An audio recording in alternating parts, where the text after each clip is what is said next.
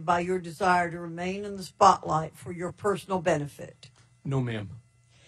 You have sought out ways to rehabilitate your image, from tax evader, bank swindler, and all-around liar to an honorable, truthful man by appearing before cable news. I'm concerned you could be using your story and this congressional platform for your personal benefit, such as a desire to make money from book deals. So can you commit under oath that you have not and will not pursue a book or movie deal based on your experiences working for the president? No. You cannot commit to making money off of a book or movie deal based on your work? No. There's two parts to your question. The first part of your question, you asked me whether or not I had spoken to people regarding a possible book deal. And I have. And I've spoken to people who have sought me out regarding a movie deal. No, I didn't ask you if you'd spoken to anybody. Part of I said, can you commit under oath that you will not, that you have not and will not pursue a book deal? And I would not do that, no. Okay. Can you commit under oath that you will not pursue opportunities to provide commentary for a major news network based on your experiences working for the president? No. Can you commit under oath that you will not pursue political office in the state of New York? No.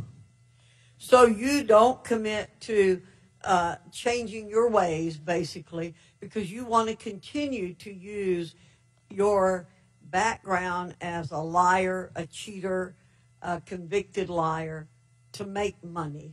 That's what you want to do. And that's going to get me a book deal and a movie deal and television and a spot on television? I don't think so. Well, it appears that it will. I yield my time, remainder of my time, Mr. Chairman, to Mr. Jordan. I thank the gentlelady for yielding. Mr. Cohen, in your sentencing statement to the court in December of last year, you said, "I want to apologize to the people of the United States. You deserve to know the truth." Approximately a month later, BuzzFeed News ran a story that was the story in the country for a couple days. BuzzFeed's story ran January 17th, 2019. On January 18th, your counsel went on TV and wouldn't confirm or deny the story. The next day, the special counsel's office did something that's never happened. Never happened. They said the description of specific statements to the special counsel's office and the characterization of documents and testimony obtained by this office regarding Michael Cohen's congressional testimony are not accurate. Why didn't your lawyer, the day that he's on TV, when this story is the biggest thing in the news in the country, why didn't he deny the BuzzFeed story? Because I didn't think it was his responsibility to do that. We are not the fact checkers for BuzzFeed. He's on TV to talk about the very story you committed to the court when you were trying to get your sentence reduced, that the American people deserve to know the truth. You had the golden opportunity to give them the truth on a false story, the BuzzFeed story, and your lawyer didn't say a thing. He actually said this: "I can't confirm, I can't deny." You had an opportunity to do exactly what you told the judge you were going to do 1 month after you said it, and you didn't do it. Why not? Again, it wasn't our responsibility to be the fact checker for the news agencies. This is the biggest story in the country. Sir, please let me. The president says so far approximately 9,000. I got 8 seconds. I got 8 seconds. I'll let you finish. Chairman, the special counsel said please finish? Something they've never done. They said that story was false. Now you can respond. Okay. My response. The president has told something over 9,000 lies to date. Do I ask Mr. Davis or Mr. Monaco, or do I go on television in order to correct his mistakes? When Mr. Davis goes on to talk about that specific subject, the answer is no. And I would like to... The gentleman's time has... Listen up. The gentleman's time has expired. You may finish answering the question, and then we're going to go to Mr. Conway. All I wanted to say is I just find it interesting, sir, that between yourself and your colleagues, that not one question so far since I'm here has been asked about President Trump. That's actually why I thought I was coming today. Not to confess the mistakes that I've made. I've already done that. And I'll do it again every time you ask me about taxes or mistakes. Yes, I made my mistakes. I'll say it now again. And I'm going to pay the ultimate price. But I'm not here today, and the American people don't care about my taxes. They want to know what it is that I know about Mr. Trump, and not one question so far has been asked about Mr. Trump. Mr. Conway. Thank you, Mr. Chairman. Well, Mr. Cohen, based on your testimony and your 10-year experience, I think you can recognize the behavior you're being subjected to on the other side of the aisle. Discredit, slander, use any trick in the book to prevent your testimony from sticking. The idea that a witness would come to us who's flawed, and you certainly are flawed, means they can never tell the truth, and there is no validity whatsoever to a single word they say, would discredit every single criminal trial of organized crime in the history of the United States, because all of them depend on someone who's turned. It would make RICO null and void. We couldn't use it anymore. This Congress historically has relied on all kinds of shady figures who turned. One of the most famous who led to the decapitation of the organized crime families in America, Joe Valachi, congressional hearing. He was a witness, and he committed a lot worse crimes than you're convicted of, Mr. Cohen. So don't be fooled by what my friends on the other side of the aisle are trying to do today. It is do everything but focus on the principle, known as individual number one in the Southern District of New York, as I recall. Is that correct, Mr. Cohen? That is correct. Now, Mr. Cohen, I want to ask about something that's not in your testimony and that so far has not been made public.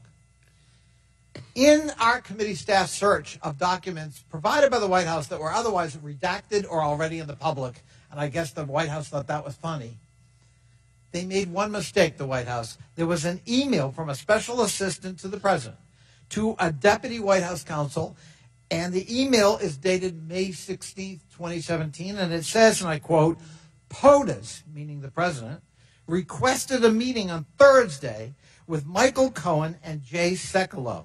Any idea what this might be about? End quote. Do you recall being asked to come to the White House on or around that time? With Mr. Sekulow? May of 2017. Off the top of my head, sir, I don't. I recall being in the White House with Jay Sekulow, and it was in regard to the documents, the document production, as well as my appearance before the House Select Intel.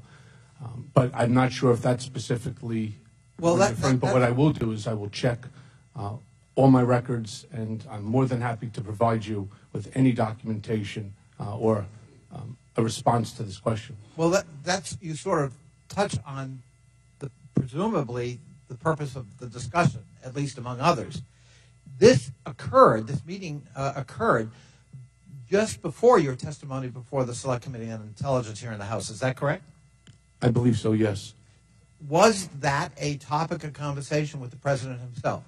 If this is the specific instance that I was there with Mr. Sekulow, yes. So you had a conversation with the President of the United States about your impending testimony before the House Intelligence Committee. Is that correct? That's correct. What was the nature of that conversation? He wanted me to cooperate. He also wanted just to ensure, by making the statement, and I said it in my testimony, there is no Russia, there is no collusion, there is no deal. He goes, it's all a witch hunt, and he goes, this stuff has to end. Did you take those comments to be suggestive of what might flavor your testimony? Sir, he's been saying that to me for many, many months. And at the end of the day, I knew exactly what he wanted me to say. And why was Mr. Sekulow in the meeting? Because he was going to be representing Mr. Trump going forward as one of his personal attorneys in this matter. So it was sort of a handoff meeting. Correct. In any way, final question, did the president in any way, from your point of view, coach you in terms of how to respond to questions or the content of your testimony before a House committee? Again, it's a difficult answer because he doesn't tell you what he wants. What he does is, again, Michael, there's no Russia, there's no collusion, there's no involvement, there's no interference. I know what he means because I've been around him for so long. So if you're asking me whether or not that's the message, that's staying on point, that's the party line that he created, that so many others are now touting, yes, that's the message that he wanted to reinforce. Gentleman's time has expired. Thank you. Mr. Massey. Mr. Cohen, can you just clarify, did you say that at times you would do what you thought Mr. Trump wanted you to do, not specifically what he told you to do? At times, yes. So you just went on your intuition? I don't know if I would call it intuition as much as I would just say my knowledge of what he wanted because it happened before and I knew what he had wanted. Does the lawyer have a duty to provide his client with good legal advice? Yes, Were you a good lawyer to Mr. Trump? I believe so. When you arranged a payment to Ms. Clifford, you say in your testimony, I'm going to quote from your testimony, that you did so, quote, without bothering to consider whether that was improper, much less whether it was the right thing to do. You said that, unquote. That's your testimony today. You said you didn't even consider whether it was legal. How could you give your client legal advice when you're not even considering whether it's legal? I did what I knew Mr. Trump wanted. This conversation with Mr. Trump started. I didn't ask whether you're a good fixer. I asked whether you were a good lawyer. Sometimes you have to melt both together. I needed to, at that time, ensure and protect Mr. Trump.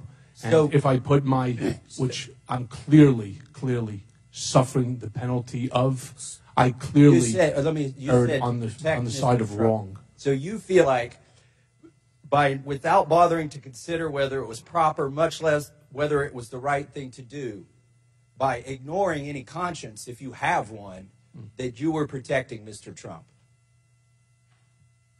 I'm sorry, sir, I don't understand. You feel that was how to protect. As his lawyer, you feel that you did a good job. You said you were a good lawyer, right? That's Is that correct. being a good lawyer? To not even consider whether it's legal or not? I didn't work for the campaign. I was working and I was trying to protect Say Mr. anything Trump. about a campaign. I sat with Mr. Trump, and this goes back all the way to 2011. This wasn't the first scenario with Ms. Daniels. Let's go back then. So, my point is, this was an ongoing situation. It Okay. didn't just start in Right. October. I wanna Please, go you have back. to let me finish. Well, It started in October. It didn't start in Let me October. It ask you started specifically many on that. years earlier. when were you disbarred? Yesterday, from what I read in the paper. Yesterday. When should you have been disbarred? Based on the legal counsel you were giving your client. I don't have an answer for your question. How long were you counsel for Mr. Trump? Since 2007. When is the first time you gave him bad legal advice or failed to inform him of his legal obligations, as you testified today you did in the case of the payment to Ms. Clifford? When was the first time you did that? Would that qualify for disbarment? I don't know, sir. I'm not the Bar Association. I think you should consult with him maybe occasionally on some of these things. Well, there's no point now. I lost my law license. Has anybody else promised to pay Mr. Davis for representing you? No. Nobody has. No. Are you offering? Question, quickly. July, you said, and this is also in your testimony, in the days before the Democratic Convention, you became privy to a conversation that some of Hillary Clinton's emails would be leaked. Is that correct? Correct. Okay. Was that you said late July? Do you know the exact day? I believe it was either the 18th or the 19th, and I would guess that it would be on the 19th. But it was definitely July. I believe so, yes. Do you know that was public knowledge in June? This was Mr. Assange, and I'd like to submit this, unanimous consent to submit this for the record. Without objection, so Mr. Assange reported to the media on June 12th that those emails would be leaked. So I'm not saying you have fake news. I'm saying you have old news, and there's really not much to that. I would like to yield the remainder of my time to Mr. Higgins. Thank you, sir. Mr. Cohen, I'm quoting you close I can. Earlier said, I spent last week looking through boxes to find documents that would support your accusations. Where are those boxes, good sir? Where are those boxes? Are they in your garage? Or? They're in the storage. And are these not boxes that should have been turned over to investigative authorities during the many criminal investigations you've been subject to? Sir, these are the boxes that were returned to me If post the raid. if they include data pertinent to crimes that you've committed, should they not have been turned over and remanded to investigative authority? Did Mr. Lanny Davis know of these boxes? The gentleman's time has expired. You may answer the question. I don't understand his question, sir. Very well. Christian Morsi. Mr. Cohen. Good morning. Thank you, Chairman Cummings, for convening this hearing, and thank you, Mr. Cohen, for voluntarily testifying this morning. Mr. Cohen, you were the Executive Vice President and Special Counsel for the Trump Organization, correct? I was the Executive Vice President, Special Counsel to Donald J. Trump. And Special Counsel means you were the attorney for him, is that right? Just means I was there in order to handle matters that he felt were significant and important to him individually. And those include legal matters? Yes, sir. Sir, as a former attorney, you're familiar with legal documents known as non-disclosure agreements, or NDAs, is that right? Yes. Sir, I'm sure you know that NDAs, properly written in scope, can be reasonable in certain business contexts, but they can also be abused to create a chilling effect to silence people, as we've seen in the Me Too movement and other places. Isn't that right, Mr. Cohen? Yes. And Mr. Cohen, the Trump Organization used NDAs extensively. Isn't that right? That's correct. Mr. Cohen, I'm reading from a recent Washington Post article regarding the language in one of these types of NDAs where the terms were described as very broad. For instance, the terms confidential information was defined to be anything that, quote, Mr. Trump insists remain private or confidential, including but not limited to any information with respect to the personal life, political affairs, and or business affairs of Mr. Trump or any family member, close quote. Do those terms sound familiar to you? I've seen that document. In fact, there's a class action lawsuit filed this month by former Trump campaign worker Jessica Denson that this NDA language is illegal because it is too broad, too vague, and would be used to retaliate against employees who complain of illegality or wrongdoing. Would you agree that in the use of these types of NDAs with this type of language, and later when Donald Trump sought to enforce them, that he intended to prevent people from coming forward with claims of wrongdoing? Yes. Would you agree that the effect of the use of these NDAs and their enforcement was to have a chilling effect on people or silence them from coming forward? I apologize. If you want to define chilling, I'm not sure. Oh, just that he would, in using these NDAs or trying to enforce them, would basically try to keep people silent. That was the goal. And nothing at the Trump Organization was ever done unless it was run through President Donald Trump, correct? That's 100% certain. Okay. Mr. Cohen, do you believe that there are people out there today, either from the president's business or personal life, who are not coming forward to tell their stories of wrongdoing because of the president's use of NDAs against them? I'm sorry, sir. I don't know the answer to that question. Okay. Sir, I have a couple other questions for you. When was the last communication with President Trump or someone acting on his behalf? I don't have the specific date, but it was a while ago. Okay. Do you have a general time frame? I would suspect it was within 2 months post the raid of my my home. Okay, so hotel. Early fall of last year, generally. Generally. And what did he or his agent communicate to you? Unfortunately, this topic is actually something that's being investigated right now by the Southern District of New York, and I've been asked by them not to discuss and not to talk about these issues. Fair enough. Is there any other wrongdoing or illegal act that you are aware of regarding Donald Trump that we haven't yet discussed today?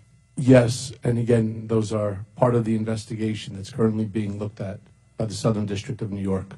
Sir, Congressman Cooper asked you about whether you were aware of any physical violence committed by President Trump. I just have a couple quick questions. Do you have any knowledge of President Trump abusing any controlled substances? I'm not aware of that, no. Do you have any knowledge of President Trump being delinquent on any alimony or child care payments? I'm not aware of any of that. Do you have any knowledge of President Trump arranging any health care procedures for any women not in his family? I'm not aware of that, no. Thank you. I yield back. Thank you. Mr. Cloud. Thank you, Chairman. Mr. Cohen, can you tell me the significance of May 6th? In terms of, sir? A couple months from now. That's the day that I need to surrender Yes, to sir. federal prison. Could you, for the record, state what you've been convicted of? I've been convicted on 5 counts of tax evasion. There's 1 count of misrepresentation of documents to a bank. There's 2 counts, one dealing with campaign finance for Karen McDougal, 1 count of campaign finance violation for Stormy Daniels, as well as lying to Congress. Thank you. Can you state what your official title with the campaign was? I did not have a campaign title. And your position in the Trump administration? I did not have one.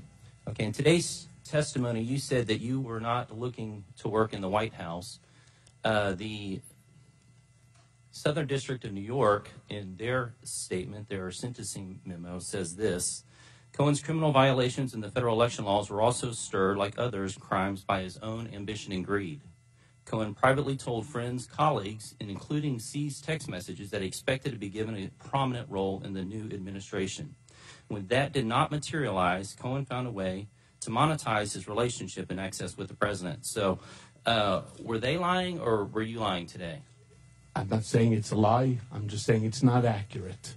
I did not want to go to the White House. I retained, and I brought an attorney in, and I sat with Mr. Trump, with him, for well over an hour, explaining the importance of having a personal attorney, that every president has had one, in order to handle matters like the matters I was dealing with, which included Summer Zervos, Stormy Daniels, dealing with Stephanie Clifford, and other personal matters that needed. Memo. Excuse me, this is my time.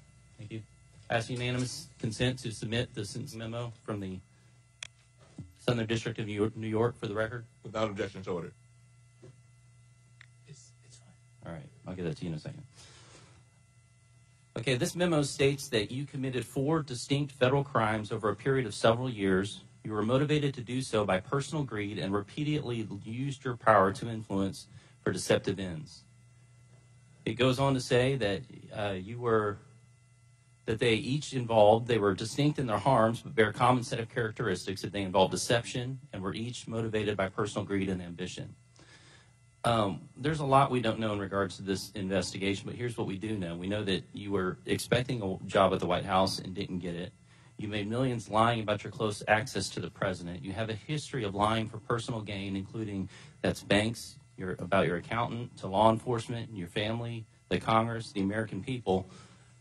The Southern District of New York, you said that you did all this out of blind loyalty to Mr. Trump, but your sentencing memo states this: this was not an act out of blind loyalty, as Cohen suggests. Cohen was driven by a desire to further ingratiate himself with potential future president for whose political success Cohen himself claimed credit for. Now, we're in a search for truth, and I don't know, Chairman, how we're supposed to ascertain the truth in this quagmire of a hearing when the best witness we can bring before this has already been convicted of lying before us. And what's sad is the American people have seen this play out before. We have people in prominent positions fail, and then a couple years later they get a book deal. Now, you're set to go to jail for a couple years. You come out with a multi-million book deal. That's not bad living. And So my question is will you today to commit to donate any further proceeds to book deals, to film reviews, to charity? No. Thank you. I yield my Will the gentleman yield? Now, Will the gentleman yield? now yield. may I finish? Will the gentleman yield? Yield to Mr. Meadows. Mr. Chairman, may I finish? Mr. Cohen, No says the time. May I finish my? Mr. Cohen, he's yielded to me, and so I didn't finish, sir, my response. listen. I'm Everything's asking been the chairman, made, Mr. Chairman, may I finish my response, please? I want you to respond, but let's answer his question, please. Mr. Cohen. Everything's been made of your lies in the past. I'm concerned about your lies today. Under your testimony just a few minutes ago, to me, you indicated that you had contracts with foreign entities, and yet we have a truth and testimony disclosure form which requires you to list those foreign contracts for the last 2 years, and you put NA on there. And it's a criminal offense to not have that accurately. So when were you lying? Either in the testimony to me earlier today or when you filled out the form? Gentleman's time has expired. Mr. Cohen, you may answer his question and then whatever you wanted to say on that. His question is, unfortunately, I don't have an answer for his question. But as No, Mr. Chairman. As it relates, The gentleman is out of order. He said he does not have an answer. Mr. Chairman, when we were in the majority, with all due respect, Mr. Chairman, hold on. Regular order. The gentleman just said he doesn't have an answer. And you had garbage on over your time. He's under oath to tell the truth. One of them is not accurate, Mr. Chairman. You will have time to answer Mr. questions. Chairman, just a question, Mr. Chairman, just a question. Mr. Raskin. Mr. Raskin. Mr. Cohen, thank you for your composure today. Our colleagues are not upset because you lied to Congress for the president. They're upset because you stopped lying to Congress for the president. Now, you've described the Trump campaign as a once-in-a-lifetime money-making opportunity, the greatest infomercial of all time, I think you said, and this may be the most trenchant observation of your whole testimony. Do you think the Trump campaign or presidency ever stopped being about making money for the president, his family, and his organization? yes, When did it stop being that? when he won the election. And what did it become about at that point? Then it had to be about figuring out what to do here in Washington. Can you carefully explain to America how the hush money payments to Karen McDougal and Stormy Daniels worked? Can you carefully explain what catch and kill is? Sure. I received a phone call regarding both Karen McDougal as well as Stormy Daniels, obviously at different times, stating that there were issues that were going to be damaging to Mr. Trump. With the Stormy Daniels, it started in 2011 when she wanted to have something removed from a website. And that was the first time I met Keith David. I spoke with Keith Davidson, her then acting attorney, and we were successful in having it taken down from the website. It wasn't until years later, by around the time of the campaign, did they come back and they ask, what are you going to do now, because she's back on the trail trying to sell the story. At which point in time, David Pecker, on behalf of the National Enquirer, reached out to her and her attorney in order to go take a look at lie detector test that would prove that she was telling the truth. They then contacted me and told me that she was telling the truth, at which point, again, all the time, She took a lie detector she test. allegedly took a lie detector test and was seen by an employee of the National Enquirer. At which point in time, I went straight into Mr. Trump's office and I explained why this time it's different than another time. Okay, now when you say different than another time, were there other women paid sexual hush money by Donald Trump or his organization? Was this a standard operating practice? No. So you're not aware of any other cases where it had taken place? I'm not aware of any other case that Mr. Trump paid. So which brings us to the Karen McDougal. He was supposed to pay. He was supposed to pay $125,000 for the life story of Karen McDougal. For whatever the reason may be, he elected not to pay it. David Pecker was very angry because there was also other monies that David had expended on his behalf. Unfortunately, David never got paid back for that either. So David Pecker had done this in other cases of other mistresses or women? Other circumstances, yes. Okay. Not all of them had to do with women. Are you aware of anything that the president has done at home or abroad that may have subjected him to or may subject him to extortion or blackmail? I am not, no. Okay. Are you aware of any videotapes that may be the subject of extortion or blackmail? I've heard about these tapes for a long time. I've had many people contact me over the years. I have no reason to believe that that tape exists. In December 2015, Donald Trump was asked about his relationship with Felix Sater, a convicted felon and real estate developer, and he replied, "Felix Sater, boy, have to even think about it. I'm not that familiar with him." Why did Trump endeavor to hide his relationship with Felix Sater, and what was his relationship? Well, he certainly had a relationship. Felix was a partner in a company called Bayrock that was involved in the deal of the Trump Soho Hotel, as well as, I believe, the Trump Fort Lauderdale project. Why did he want to distance himself? That's what Mr. Trump does. He distances himself when things go bad for someone. And at that point in time, it was going bad for Mr. Sater. You said you lied to Congress about Trump's negotiations to build his Moscow tower because he made it clear to you that he wanted you to lie. One of the reasons you knew this is because, quote, Mr. Trump's personal lawyers reviewed and edited my statement to Congress about the timing of the Moscow tower negotiations before I gave it. So this is a pretty breathtaking claim, and I just want to get to the facts here. Which specific lawyers reviewed and edited your statement to Congress on the Moscow tower negotiations, and did they make any changes to your statement?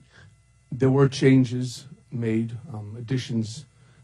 Jay Sekulow, for one. Were there changes about the timing? The question of... Gentleman's time has expired. You may answer that question. There were several changes that were made, including how we were going to handle that message.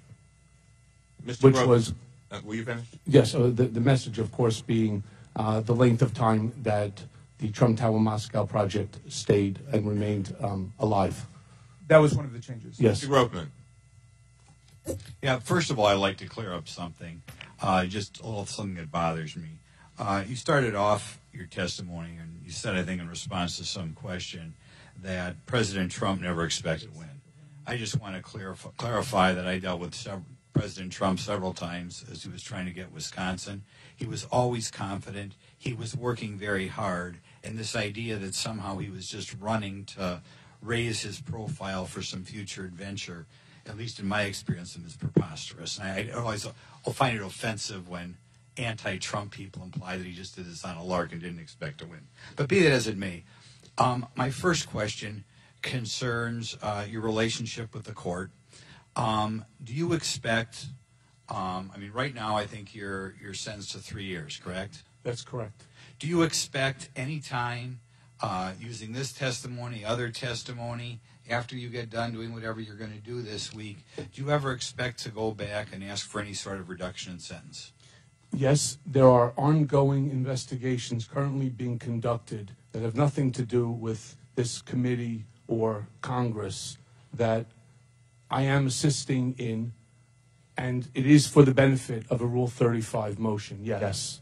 So you expect, and perhaps what you testify here today will affect going back and reducing this, what we think is a relatively light 3-year sentence. You expect to go back and ask for a further reduction? Based off of my appearance here today? Well, based upon whatever you do between now and your request for... The Rule 35 motion is in the complete hands of the Southern District of New York. And the way the Rule 35 motion works is what you're supposed to do is provide them with information that leads to ongoing investigations. I am currently working with them right now on several other issues of investigation that concerns them that they're looking at. If those investigations become fruitful, then there is a possibility for a Rule 35 motion. And I don't know what the benefit in terms of time would be. But this congressional hearing today is not going to be the basis of a Rule 35 motion. I wish it was, but it's not. I'd like to yield some time to Congressman Jordan. I yield to the gentleman from North Carolina. Mr. Cohen, I'm going to come back to the question I asked before with regards to your false statement that you submitted to Congress. On here, it was very clear that it asked for contracts with foreign entities over the last 2 years. Have you had any foreign contract with foreign entities, whether it's Navaris or the Korean airline or Kazakhstan BTA Bank? Your testimony earlier said that you had contracts with them. In fact, you went into detail. I believe it talks about lobbying. I did no lobbying. On top of that, they are not government. I'm not asking about lobbying, Mr. Cohen. They are not government agencies. Do you have foreign contracts? Traded companies. Do you have foreign contracts? I currently have no foreign. Did you have foreign contracts over the last 2 years? Foreign contracts. Contracts with foreign entities. Did you have contracts? Yes. Yes. Why didn't you put them on the form? It says it's a criminal offense to not put them on this form for the last 2 years. Why did you not do that? Because those foreign companies that you're referring to are not government companies. It said non-governmental, Mr. Cohen. You signed it. They're talking about me as being non-governmental. And right, it says foreign agency. It says foreign contracts. Do you want us to read it to you? I read it, and it was reviewed by my counsel. And I am a non-government employee. It was not lobbying, and they are not foreign. This has nothing to do with lobbying. It says it's a criminal offense to not list all your foreign contracts. That's what it says. Well, then I'm going to take a look at it before I leave. No, you've heard it. I will, and hopefully I will amend it prior to leaving, because that's not the way I read your document. You know, it's just one more example, Mr. Cohen, of you skirting the truth. Okay, I want to ask one other question. One other question, Mr. Cohen. It's my time, not yours. Were you advised, or was your counsel advised, to withhold your written testimony to the latest possible date, as John Dean said last night on CNN?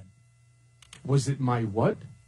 Were you advised, or was your counsel advised, to withhold your written testimony to this committee at the latest possible date, to get it to this committee at the latest possible date, as John Dean said that he advised you? Yes or no? No. He never advised you. John Dean? I've never spoken with John Dean. Has he spoken to your attorney? I don't know. I've never spoken to John Dean. Well, ask your attorney. He's right We there were behind working him. last night till 11, 12 o'clock at night. You've known that you've been coming for some time. You may answer the question. Answer the question. We were working till 11, 12 o'clock last night to finish everything. So you were writing it last night, Mr. Cohen? Don't give me that bull. We were making edits all the way through the night. Recognize Mr. Ruda. I'm sorry. Thank you, Mr. Chairman. Mr. Cohen, in November 2013, President Donald Trump testified under oath in a lawsuit related to the failed real estate project, Trump International Hotel and Tower in Fort Lauderdale. During the deposition, President Trump was asked about his knowledge of Felix Sater, a Russian-born real estate developer and convicted member of the Russian mafia, who, according to press reports, pled guilty for his role in a $40 million stock manipulation scheme. It is worth noting, as well publicized, the direct relationship between the Russian mafia and the Kremlin. Over the years, President Trump was asked how many times he interacted with convicted Russian mobster Felix Sater. In 2013, President Trump testified that, quote, "Not many. If he were sitting in the room right now, I really wouldn't know what he looked like," unquote.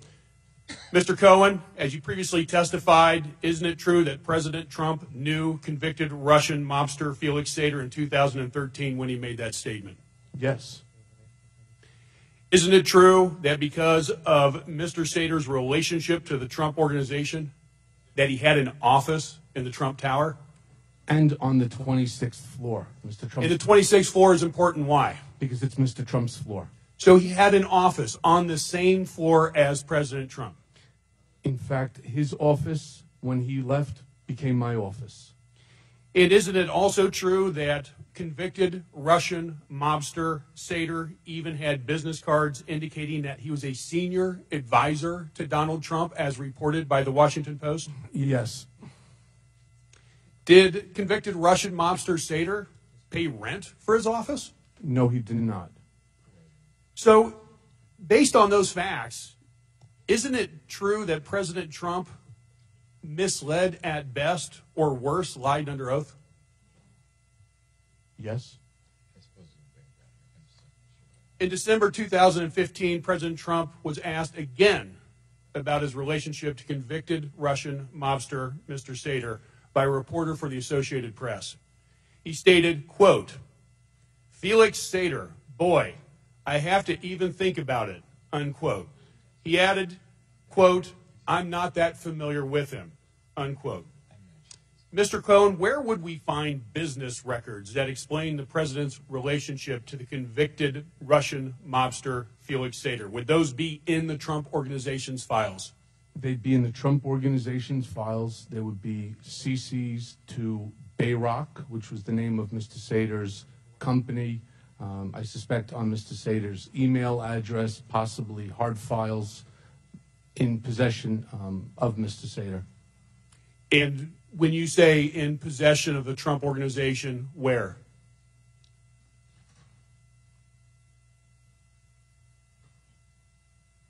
It depends upon who the attorney was that was working on it. Now it would probably be in a box, off-site.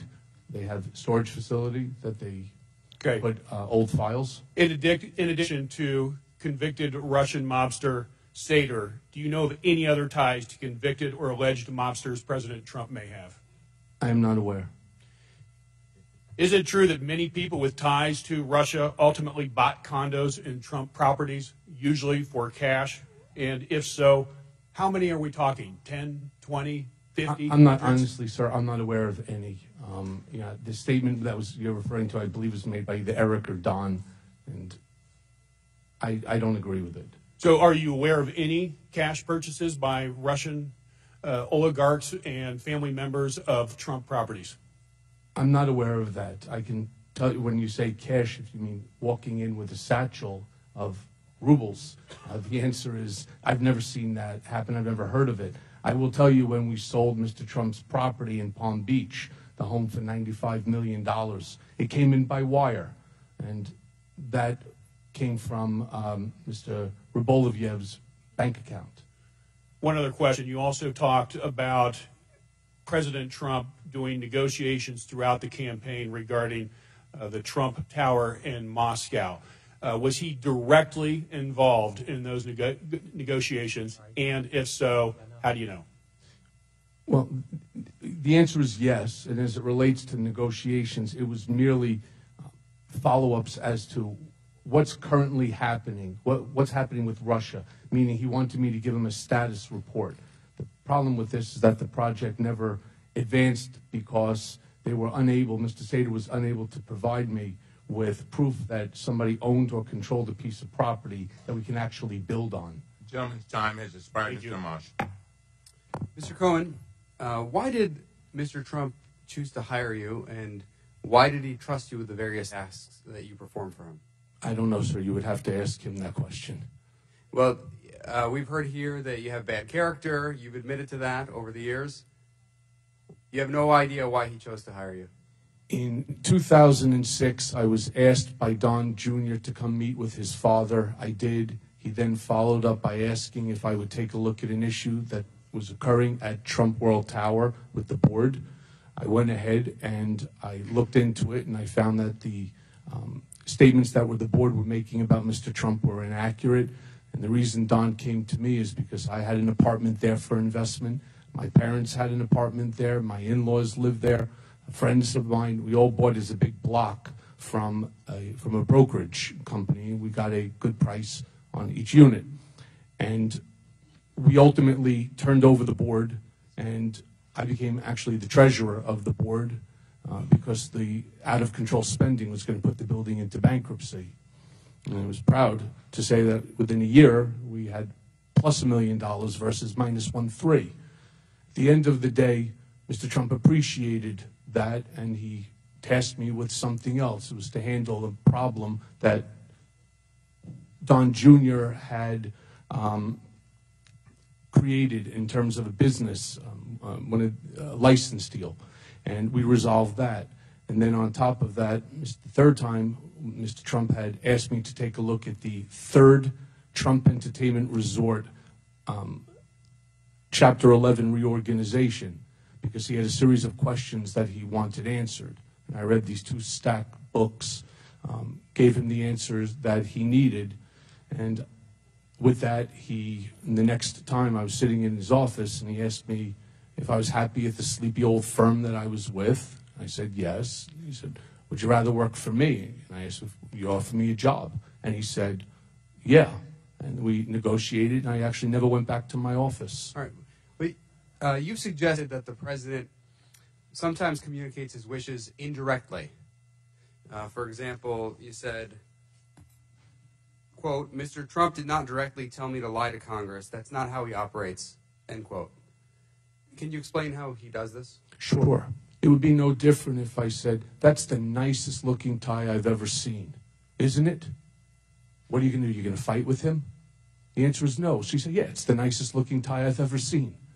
That's how he speaks. He doesn't give you questions. He doesn't give you orders. He speaks in a code.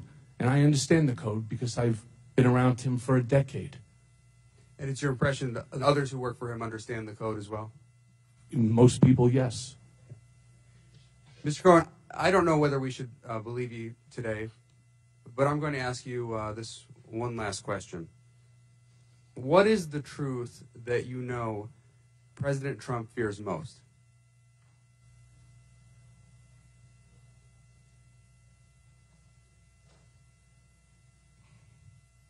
That's a tough question, sir. I don't have an answer for that one. What does he fear most? What's the truth that he fears most? From your perspective. And again, I don't know whether we should leave you here today, but it's a tough question, sir. I don't know even how to answer that question. Let me ask you this. What principles have you chosen to follow in your life? And do you wish to follow different principles now? I've always tried to be a good person. I've tried to be a great friend. There were many, I think over 40 statements written in my support to the sentencing judge. I have friends who I treat incredibly well that I know for over 40 years, and I treat people after 40 minutes the same exact way. Am I perfect? No. Do I make mistakes? Yes. Have I made mistakes? Absolutely. I'm going to pay the consequences for it. But all I would like to do is be able to get my life back, to protect my wife and my children, support and grow old. That's pretty much where I'd like to be. And you feel you're following a different set of principles now than you followed throughout your life? I do, and I'm trying. I'm trying very hard. I thank you for your questions. Some of the other ones really make it difficult to try to, show some redemption. But I am trying. I am trying. All right, thank you. Thank you. Mr. Hill. Ms. Hill. Thank you, Mr. Chairman. I want to mention really quick a clarification on the truth and testimony form. The mention was around whether it talks about foreign entities at all. And the question is, in fact, whether witnesses have any contracts or payments originating with a foreign government. It does not cover all foreign entities, just foreign government entities. So, Mr. Cohen, what I'd like to ask you to do is review this issue over lunch with your attorneys. And if you need to amend your form, we ask that you do that before the conclusion of today's hearing. Also, I represent a purple district. I did not come here for partisan bickering. In fact, I actively wanted to avoid it. So when I ask these questions today, it is not as someone who has a vendetta against the president. It's as someone who comes from generations of service members who swore an oath to obey the orders of the President of the United States, and who, along with myself and every single other person up here, swore to uphold and defend the Constitution of the United States. My forefathers served their country, they served their commander-in-chief, and they served the idea that America is free and just, and that the law of the land rules us all, especially those in the highest levels of our government. So I ask these questions to help determine whether our very own president committed felony crimes while serving in the Oval Office, including efforts to conceal payments that were intended to mislead the public and influence the outcome of an election. I hope to God that is not the case. So, Mr. Cohen, on January 22nd, 2018, just days after the Wall Street Journal broke the story that Mr. Cohen paid $130,000 to Stephanie Clifford to silence her during the 2016 presidential campaign, a nonprofit watchdog called Common Cause filed a complaint with the Department of Justice and FEC, alleging the payment to Ms. Clifford may have represented an illegal in-kind contribution to the Trump campaign. I ask that their complaint be entered into the record. On February 13th, 2018, Mr. Cohen, you sent a statement to the reporters that said, quote, I used my own personal funds to facilitate a payment of $130,000 to Ms. Stephanie Clifford, and neither the Trump organization nor the Trump campaign was party to the transaction with Ms. Clifford, and neither reimbursed me for the payment either directly or indirectly. Was the statement false? The statement is not false. I purposefully left out Mr. Trump individually from that statement. Okay. Why did you say it that way? Because that's what was discussed to do between myself, Mr. Trump, and Alan Weisselberg. So it was carefully worded? Yes, ma'am. Great. Mr. Cohen, a reporter for the magazine Vanity Fair has reported that she interviewed you the very next day on February 14th, 2018, about the payment and reimbursement. And she wrote, quote, last February 14th, I interviewed Cohen in his office about the statement he gave the FEC in which he said Trump didn't know about the Stormy payment or reimburse him for it. Do you recall this meeting with the reporter? I do. The reporter also wrote, Trump called while I was there. I couldn't hear much, but he wanted to go over what the public messaging would be. Is that accurate? It is. Did the president call you while you were having a meeting with the reporter? Yes. Did the president call you to coordinate on public messaging about the payments to Ms. Clifford's in or around February 2018? Yes. What did the president ask or suggest that you say about the payments or reimbursements? He was not knowledgeable of these reimbursements, and he wasn't knowledgeable of my actions. He asked you to say that? Yes, ma'am. Great. In addition to the personal check for $35,000 in July 2017, is there additional corroborating evidence that Mr. Trump, while a sitting president of the United States, directly reimbursed you hush money as part of a criminal scheme to violate campaign finance laws? There are 11 checks that I received for the year. The reason why 11, because, as I stated before, one had 2 checks. And you have copies of all of those? I can get copies. I'd have to go to the bank. So we will be able to get copies of all 11 checks that Mr. Trump provided to you as part of this criminal scheme? It's either from his personal account, as what was demonstrated in the exhibit, or it would come from the Donald J. Trump account, the trust account. Thank you, Mr. Cohen. I yield back the remainder of my time. Mr. Gibbs. Thank you, Mr. Chairman. I've just been sitting here. I'm new to the committee. I'm not an attorney. Sometimes your answers, you're either competent or are a liar. I think maybe I could be a better attorney. I don't know. I'm looking through this. You come in here and you rail on the President of the United States, Commander-in-Chief, while he's over across the Pacific Ocean trying to negotiate a deal to make this world safer. And, Mr. Chairman, that's just having this committee at this time when the Commander-in-Chief's out of the country is just I think, is a new president. But you could call him a racist, a cheat, and attacking his character. And I've been with the president a little bit, and I didn't see that in the president. I see a president who's very sincere. He's trying to make this country better for every American. And for you to come in here and do that, this is repentance on your part. It's really unbelievable. Real repentance would be go serve your time and don't come back here and make allegations towards a man you can't substantiate. Now, I'm looking here from the remarks from the prosecutor in the Southern District of New York. False statements to Bank 3, which Cohen pleaded guilty, was far from an isolated event. It was one of the long series of self-serving lies Cohen told in numerous financial institutions. Earlier in your testimony, I think I heard you say not only there's a home equity loan, but apparently the prosecutors in New York think that there's other financial things that you did. You also, they said, managed to commit a series of crimes, all withholding himself out as a licensed attorney and upstanding member of the bar. Also, the Southern District prosecutors said that, wrote that your consciousness of wrongdoing is fleeting, that your remorse is minimal, and that your instinct is to blame others is strong. So I'm kind of left here. Why? You worked for the president for 10 years before he was president. if you have any sense of integrity that you're trying to tell us you have now, and it was that bad, why didn't you leave? You weren't stuck there for financial reasons. You had ways to leave. You're an attorney. And so that's just kind of, the president's working tirelessly, and you come to make these allegations, and you could have left any time you want. It looks like to me you're trying to save face. And with the other questions that came out here was, looks like to me you're going to have a very lucrative deal at some point in your life, but you don't look like you're any close to retirement. You're going to have some type of lucrative deal. And so one of my questions is, and it's come up a little bit, talks with you and your attorney, and there's been talks about members of Congress and staff, and you said there was some discussions. Was any of those discussions that you or your attorneys had with members of Congress or staff or prosecutors to considerations to favor or other considerations to you or your family in the future? No, the conversations were about the topics, and because there were things that originally we could not speak about at the request of whether it was the special counsel's office or the Southern District or any of the other agencies, including the House Select Intel or the Senate Select Intel.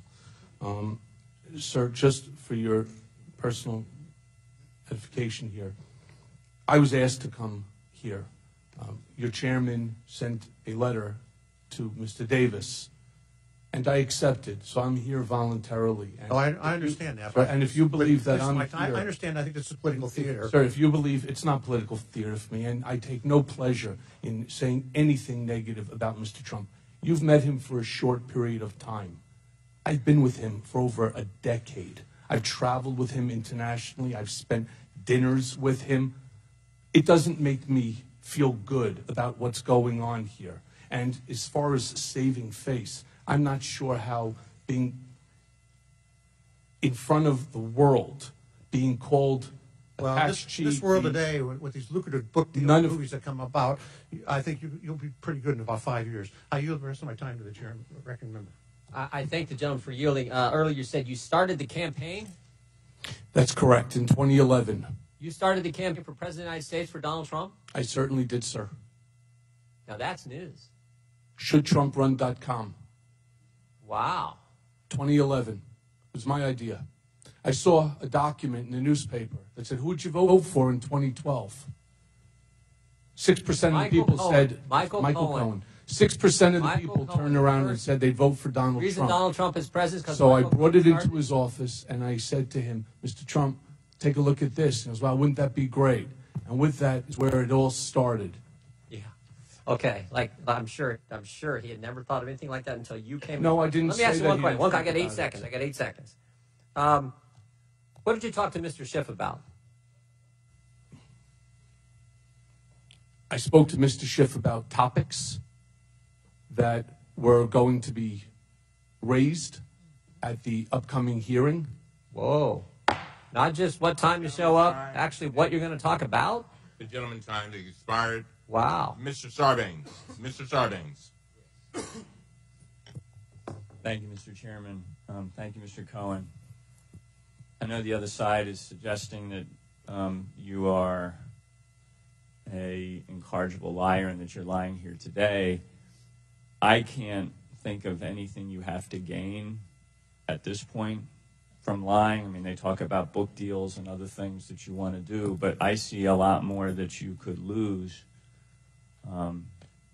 by telling the truth today, given the threats and other things that have been made against you and your family. So that's how I'm interpreting it. And of course, you brought documents with you as well to bolster the credibility of your testimony. I did want to go back to an earlier line of questioning regarding the preparation of your testimony before you came before the Intelligence Committee. You talked about a meeting at the White House where the testimony was being reviewed. I think you said that there was at least one White House attorney, Jay Sekulow, who was there, and you acknowledged that there were some edits that were made to your testimony. So on that topic, who at the White House reviewed your testimony? I don't know the answer to that. The document was originally created by myself, along with my attorney at the time from McDermott, Will and Emery, and there was a joint defense agreement, so the document circulated around. I believe it was also reviewed by Abby Lowell, who represents Ivanka and Jared Kushner. Why did you provide the testimony to the White House? It was pursuant to the joint defense agreement that we were all operating under. Mm-hmm. What were the edits that came back substantively on the testimony? I'm sorry, I don't know, sir. I'd have to take a look at the document. Uh-huh. Did you have a reaction to why there might not have been, in a sense, a protest to what was going to be false testimony that was going to be provided? No, sir, because the goal was to stay on message. It's just limit the relationship whatsoever with Russia. It was short. There's no Russian contacts. There's no Russian collusion. There's no Russian deals. That's the message. That's the same message that existed well before my need to come and testify. So it's an example of where this idea, this mentality of you toe the line, whatever the storyline or the narrative of the day or the month or the year is going to be, you toe that line whether it results in false testimony or not. I towed the party line, and I'm now suffering, and I'm going to continue to suffer for a while along with my family as a result of it, so yes. Let me switch gears quickly before my time expires. And you may not have direct knowledge of some of these things, but you're offering us some very helpful perspective on how the Trump world operates. And frankly, another reason I find your testimony fairly compelling and credible is because a lot of the things you're describing, a lot of the behavior you're describing, is very consistent with what we all see every single day. So it's not a leap for us to arrive in the same place of perspective that you presented. I'm interested in some of the activities around the inaugural committee, the inauguration of the president. There was an article that appeared in ProPublica, it's a watchdog group, about some negotiation on pricing of things at the Trump hotel, where it looks like the rental that was being quoted was substantially, even double what you would expect to pay according to what the market should bear. And so in a sense, the Trump hotel was upcharging to the inaugural. Even I couldn't afford to stay there. Committee. Yeah. And so I'm just curious, do you have a sense of whether that kind of a practice is something that is consistent or inconsistent? Is it possible that that kind of upcharging could be done inside a Trump operation? It did happen. And Gentleman's time is all expired. what I can say to you is I wasn't part of the inaugural committee. I raised a lot of money for the inauguration, but I was not part of it, and there was a lot of things in that issue is something that's also obviously we've read about in the paper being investigated at the current moment. Thank you. Mr. Higgins. Thank you, Mr. Chairman. Mr. Cohen, it's on my heart to tell you, sir, that and I'm sorry for what your family's going through. I feel for your family. The word tells us clearly that a man's mouth is his destruction and his lips are the snare of his soul.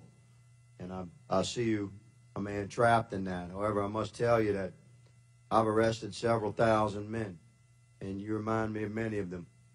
The ones that immediately become humble and remorseful at the time they're actually booked, and while they're incarcerated, they're quite penitent, and then return to their former selves when they're back on the street.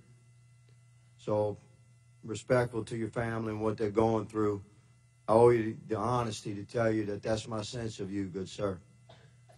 I'm going to give you another opportunity to respond to what you brushed off earlier regarding your own statement during his testimony from C-SPAN notation at 2 hours and 50 seconds in. you stated regarding your credibility, that you're being accused of having no credibility, that it is exactly for that reason I spent the last week searching boxes to find the information that I did, so that you don't have to take my word for it. I want you to look at the documents and make your own decisions. Now, the documents you're referring to, Mr. Cohen, are the documents that you submitted with your testimony today. Is that correct? That is correct. Do you believe those documents to be worthy of evidence for this oversight hearing today? I leave that to you to decide. And I ask you again, sir, and please don't be incredulous, this is a serious question. Where are those boxes that contain documents worthy of evidence to be presented to Congress, and why have they not been turned over to investigating authorities looking into some of the many criminal activities that you're allegedly cooperating in? Where are these boxes? Who knows where is this treasure of evidence?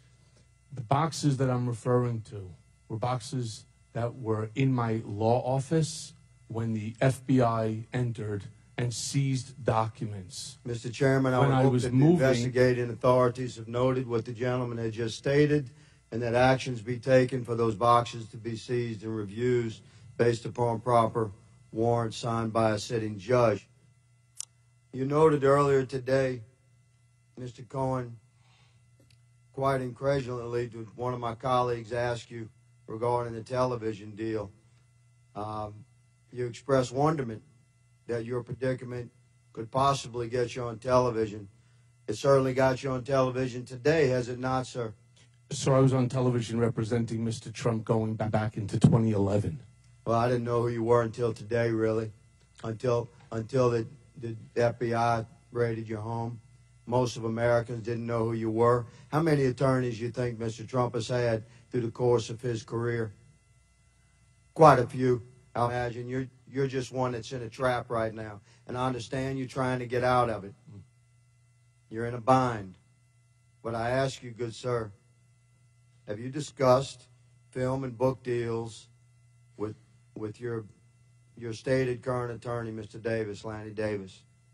With Mr. Davis? Yes. No. But I have been approached by many people who are looking to do book deals, movie deals, and so on. So the answer you're to right that as is an yes. American, but it leads me back to my instinct that compares you to many of the men that I've arrested during the course of my career. Mr. Chairman, with all I'm due sad respect, sir, that our primary hearing to introduce the Oversight Committee, the 116th Congress of the American people, has manifested in the way that it obviously is. This is an attempt to injure our president and lay some sort of soft cornerstone for future impeachment proceedings. This is the full intent of the majority. I yield my remaining 30 seconds to the ranking member. Mr. Cohen, earlier you said the United States Southern District of New York is not accurate in that statement. I'm sorry, say that again. Earlier you said the United States Southern District of New York Attorney's Office, that statement is not accurate. You said it's not a lie, you said it's not accurate. You stand by that? Yes, I did not want a role in the new administration. So the court's wrong? Sir, can I finish, please? I got exactly the role that I wanted. There is no shame in being personal attorney to the president. I got exactly what I wanted. I asked Mr. Trump for that job, and he gave it to me. All I'm asking, if I could, and I appreciate it, Mr. Chairman, you're saying that statement from the Southern District of New York attorneys is wrong. I'm saying I didn't write it, and it's not accurate. All right. Thank you. Mr. Welch. Thank you. One of the most significant events in the last presidential campaign, of course, was the dump of emails stolen from the Democratic National Committee, dumped by WikiLeaks.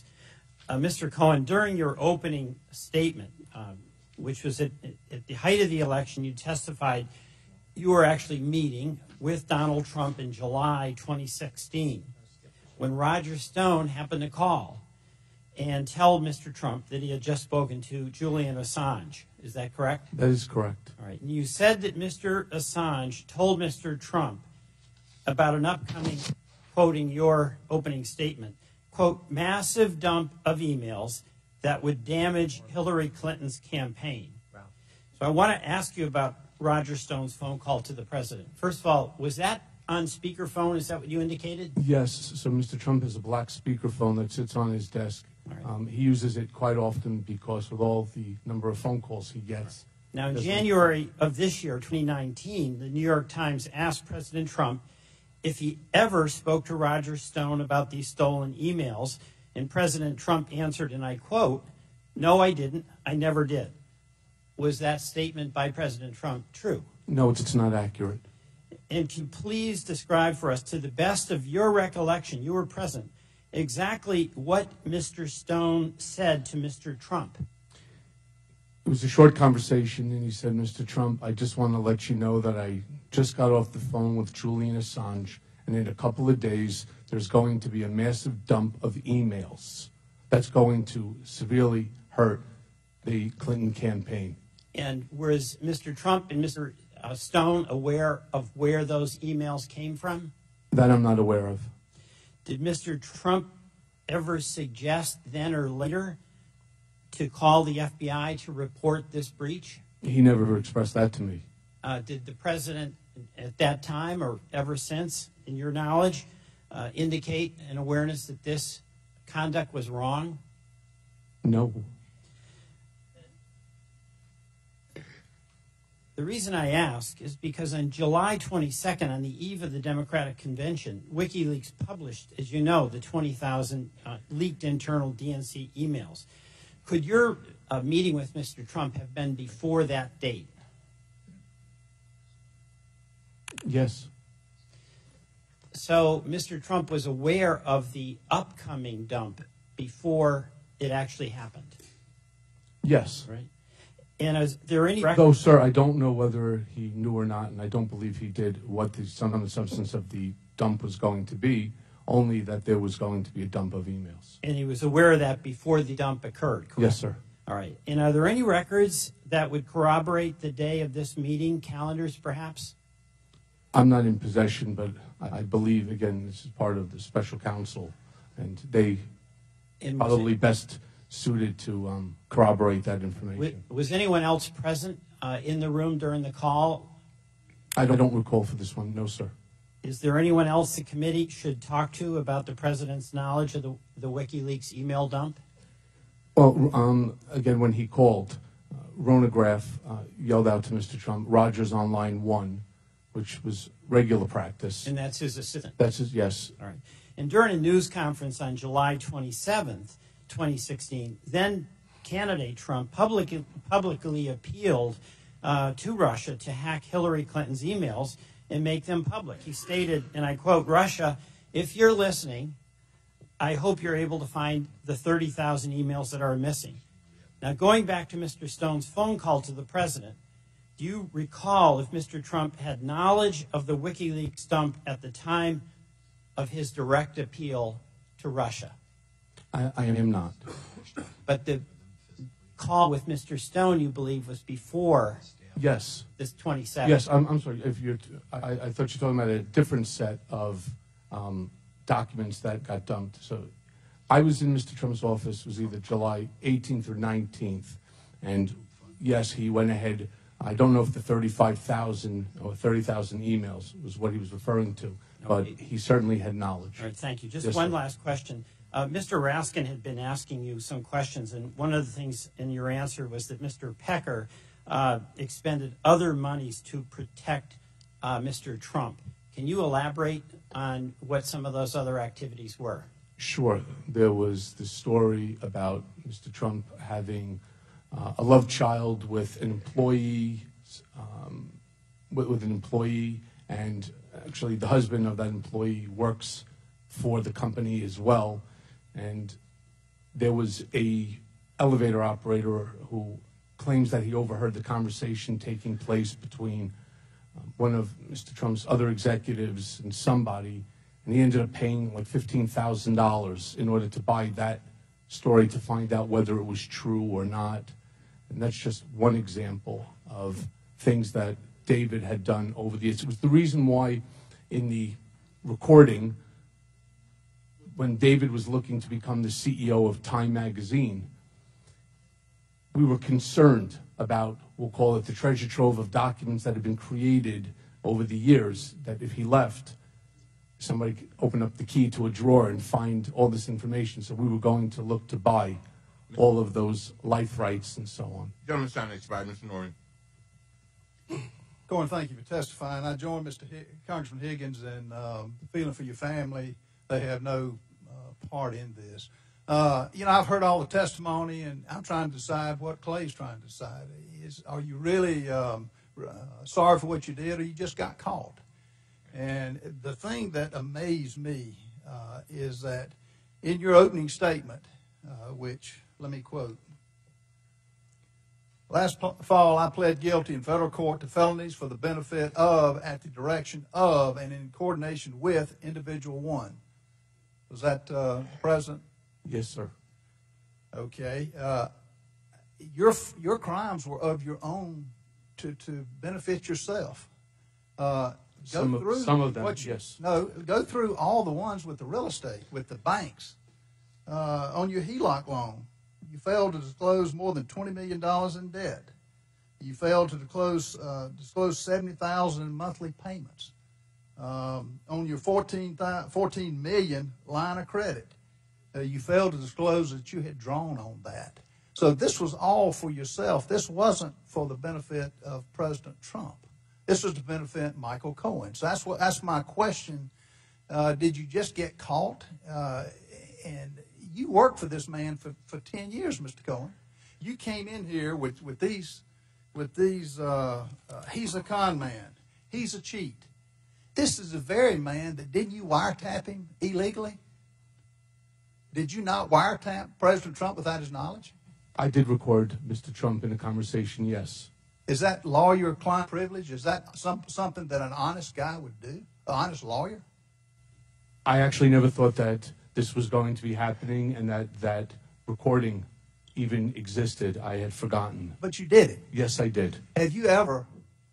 I had a reason for doing it. What was your reason? Because I knew he wasn't going to pay that money, and David Pecker had already chewed me out on multiple occasions regarding other monies that he expended. But this is a man that you trusted, you take a bullet for, you secretly recorded. Let me ask you this, Mr. Cohen. Have you legally or illegally recorded other clients? I have recordings of people, yes. Legally or illegally? I believe that they're legal. Did you tell them? In New York State, you don't have to do that. So you didn't tell them? No, I did not. Okay. Sometimes I also use the recordings for contemporaneous note-taking instead of writing it down. I find it easier.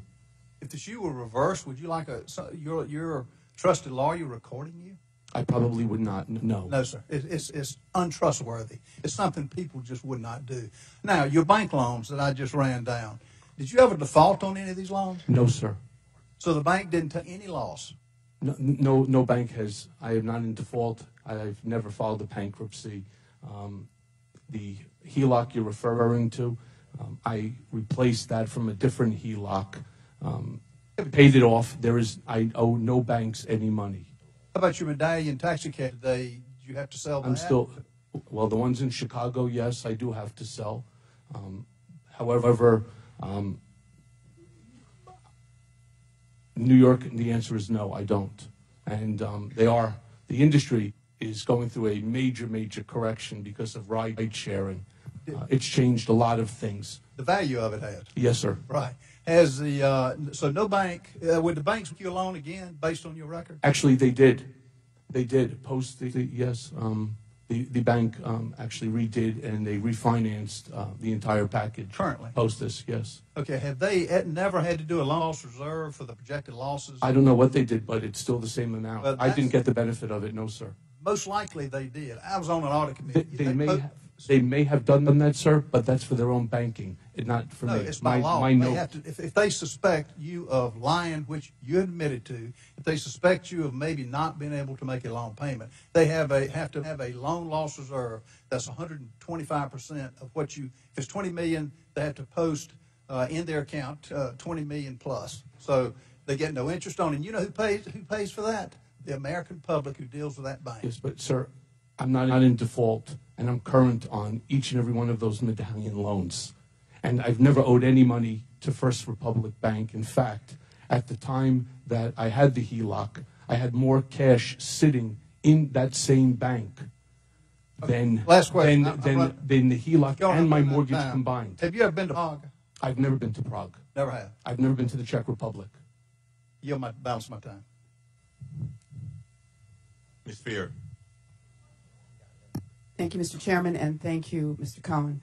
On page 5 of your statement, you say, and I quote, "You need to know that Mr. Trump's personal lawyers reviewed and edited my statement to Congress about the timing of the Moscow Tower negotiations." Who were those attorneys? Jay Sekulow from the White House? Yes. Jay Sekulow, I believe Abby Lowell as well. And do you have a copy of your original statement that you can provide to the committee? I can try to get that for you. All right, if you would do that. The letter of intent for the Moscow Tower was in the fall of 2015, correct? Correct. Was there an expiration date on that letter of intent? There was no expiration So it date. could technically still be in effect today. Oh, no, it's been terminated. It has been terminated. Yes, ma'am. Okay. Did Mr. Trump tell you to offer Vladimir Putin a free penthouse? No, ma'am. So where that does was that come that was Felix Sater. It was a marketing stunt that he spoke about. So Felix Sater had suggested to you that Mr. Trump offer a penthouse to Mr. Putin. Yes, because it would certainly drive up the price per square foot. No different than in any condo where they start listing celebrities that live in the property. In 2016, did you travel to Europe?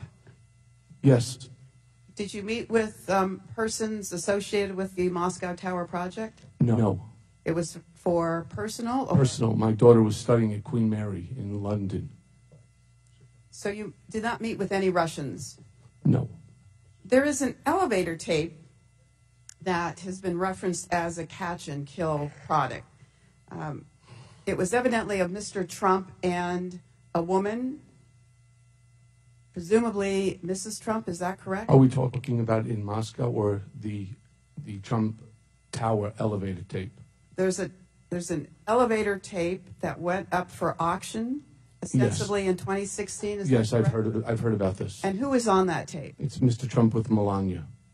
And what happened in that tape? The story goes that he struck Melania while in that elevator because there's a camera inside, which I'm not so sure. Actually, I'm certain it's not true. I've heard about that tape for years. I've known 4 or 5 different people, including folks from AMI, who have But there was claimed- some tape that went up for auction, correct? I don't believe that auction was real, and I don't believe Mr. Trump ever struck Mrs. Trump, ever. I don't believe it. And are you aware of anyone purchasing that tape then? I don't believe it was ever. So you never purchased. saw this tape? No, ma'am, and I know several people who went to go try to purchase it for catch and kill purpose. It doesn't exist. Right. Mr. Trump would never, in my opinion, that's not Good something to know. that he Good to know. Is there a love child? There is not, to the best of my knowledge. So you would pay off someone to not It wasn't me, ma'am. report- It was AMI. It was David Pecker. So he paid off someone about a love child that doesn't exist. Correct. It was about $15,000. Okay. How many times did Mr. Trump ask you to threaten an individual or entity on his behalf? Quite a few times. 50 times? More. 100 times? More. 200 times? More. 500 times? Probably. Over the 10 years. Over the 10 years, he asked you. And when you say threaten, I'm talking with litigation or an argument with Intimidation. a nasty reporter that is writing an article. What do you know about, let's go to your tapes. You said there's probably 100 tapes, Voice recordings, voice recordings. And will you make them available to the committee? if you would really like them. Did Mr. Trump take Don't you have to gavel that, sir? We would. Sorry. Mr. Trump, did Mr. Trump tape any conversations? Not that I'm aware of, no. Were you involved in the $25 million settlement to Trump University? I had a role in that, yes. Who paid the settlement? I believe it was Mr. Trump. I don't know the answer to that. You don't know the answer, but you were involved in the Yes, in a different aspect. There's some reference to a businessman in Kansas being involved in that. Are you familiar with that? I'm not familiar with that, no. All right. Finally, in my 13 seconds left, what do you want your children to know? That I'm sorry for everything, and I'm sorry for the pain that I've caused them. And I wish I can go back in time. Thank you. I yield back. Young lady's time has expired. To the members of the committee, before we go to Ms. Miller, so that you can properly plan. There's a vote apparently coming up in about 10 to 20 minutes. And what we will do is we will recess, and we will come back, listen up, 30 minutes after the last vote begins. Got that? Not it ends. 30 minutes after it begins, and we'll do that promptly. All right? All right, Ms. Miller.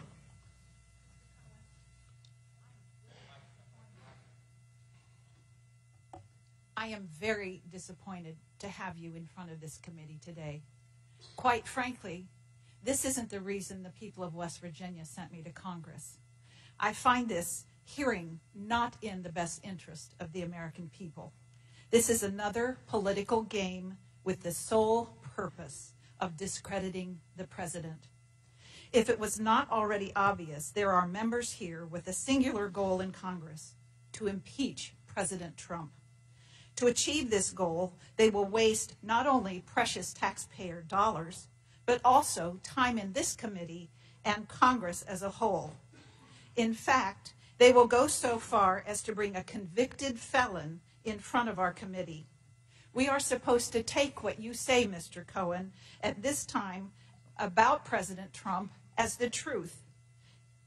But you're about to go to prison for lying. How can we believe anything you say? The answer is we can't. This begs the question, why are those in the majority holding this hearing? I am appalled. We could be focused on actual issues that are facing America, like border security, neonatal abstinence syndrome, or improving our nation's crumbling infrastructure. Instead, the Democrats are trying to grasp at straws. Let's talk about this witness. From his sentencing hearing in the Southern District of New York, Judge Pauley stated, Mr. Cohen pled guilty to a veritable smorgasbord of fraudulent conduct, willful tax evasion, making false statements to a financial institution, illegal campaign contributions, and making false statements to Congress. Each of the crimes involved deception, and each appears to have been motivated by personal greed and ambition. This is who we have in front of us today in our committee. Someone who is about to be sent to prison for 3 years for evading his taxes, deceiving a financial institution, lying to Congress, among other counts. One of the most appalling facts about this hearing is that Mr. Cohen has used his experiences with President Trump both before and after he was elected for his own greed and profit. I'd like some yes or no answers. Isn't it true you tried to sell a book about your time with President Trump entitled Trump Revolution, From the Tower to the White House, Understanding Donald J. Trump?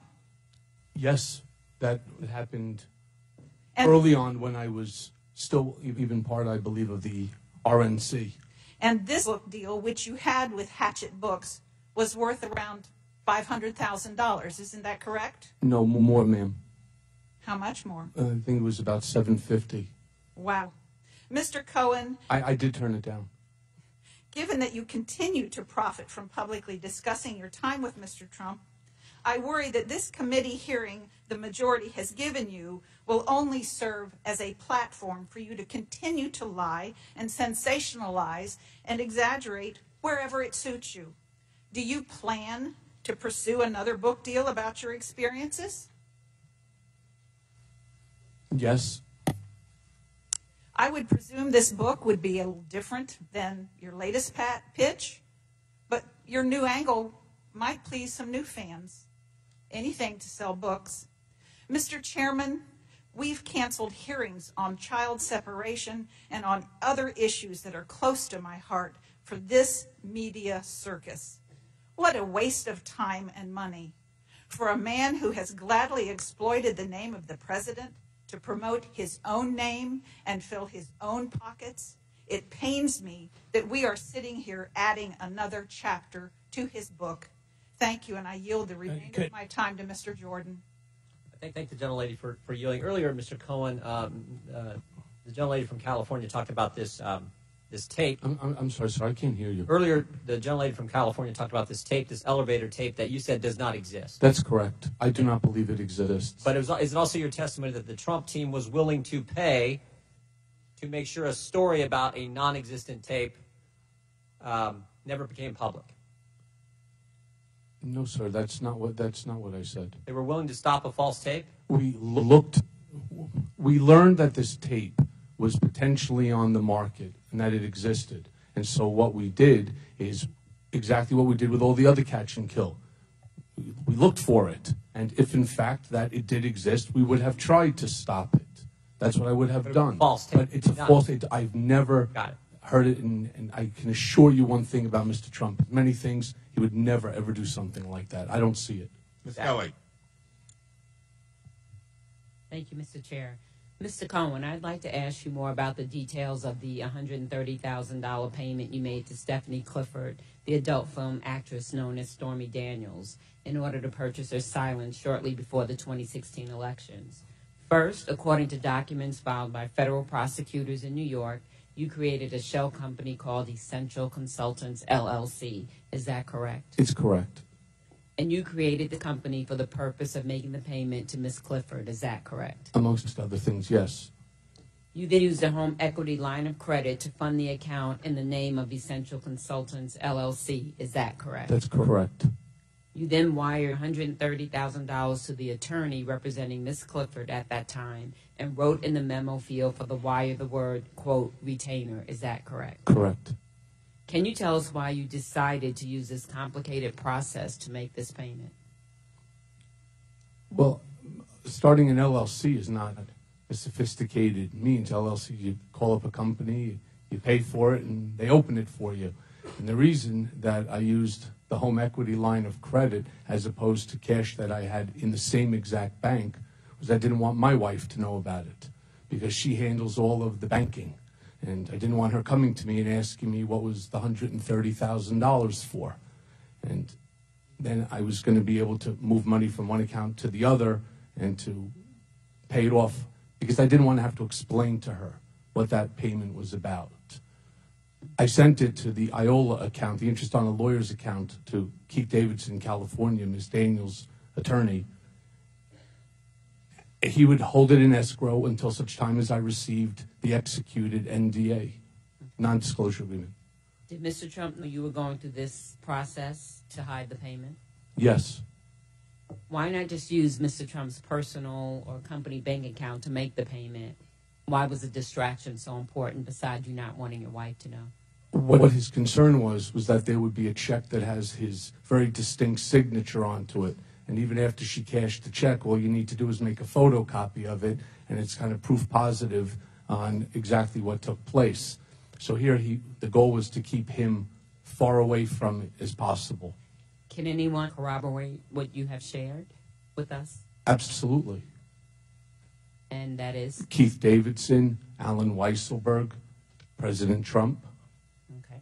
Now let's talk about the reimbursement. According to federal prosecutors, and I quote, after the election, Cohen sought reimbursement for election-related expenses, including the $130,000 payment. Prosecutors stated that you, and I quote, presented an executive of the company with a copy of a bank statement reflecting the $130,000 wire transfer. Is that accurate? That is accurate. Do you still have a copy of that bank statement? Yes, it's actually made part of the exhibit. So you will provide it to the committee? Yes, ma'am. According to federal prosecutors, executives at the company then, and I quote, agreed to reimburse Cohen by adding $130,000 and $50,000, grossing up that amount to $360,000 for tax purposes, and adding a $60,000 bonus such that Cohen would be paid $420,000 in total. Executives of the company decided to pay the $420,000 in monthly installments of $35,000 over the course of a year. Is that accurate? That is accurate. What was the purpose of grossing up the amounts, essentially doubling what you had paid to Miss Clifford and others? Because if you pay $130,000 and you live in New York where you have a 50% tax bracket, in order to get you $130 back, you have to have $260. Otherwise, if he gave me back $130, I'd be out $65,000. What was the purpose of spreading reimbursements to you over the 12 monthly installments? That was in order to hide what the payment was. I obviously wanted the money in one shot. I would have preferred it that way. But in order to be able to put it onto the books, Alan Weisselberg made the decision that it should be paid over the 12 months so that it would look like a retainer. And did Ms. Trump know about this reimbursement method? Oh, he knew about everything, yes. Well, thank you, Mr. Cohen. So the president not only knew about the payments, he knew and helped to hide the payments and the reimbursements to you. Yeah, we discussed it. Everything had to go through Mr. Trump, and it had to be approved by Mr. Trump. And now you're going to prison, and he's... And I'm going to prison, yes, ma'am. I yield back. If I'm... Thank you, Mr. Chairman. Earlier, you... Yes, I yield my time. Oh, geez. Earlier you said, I'm assuming New York's a one-party consent state. One person can record the other one without it being illegal. Correct. But you also were a member of the New York Bar? I was, yes. How would you rate recording clients in the ethical realm of being a lawyer? I know it's not illegal, and I'm not asking if it's illegal. I'm asking if it's ethical. I don't know.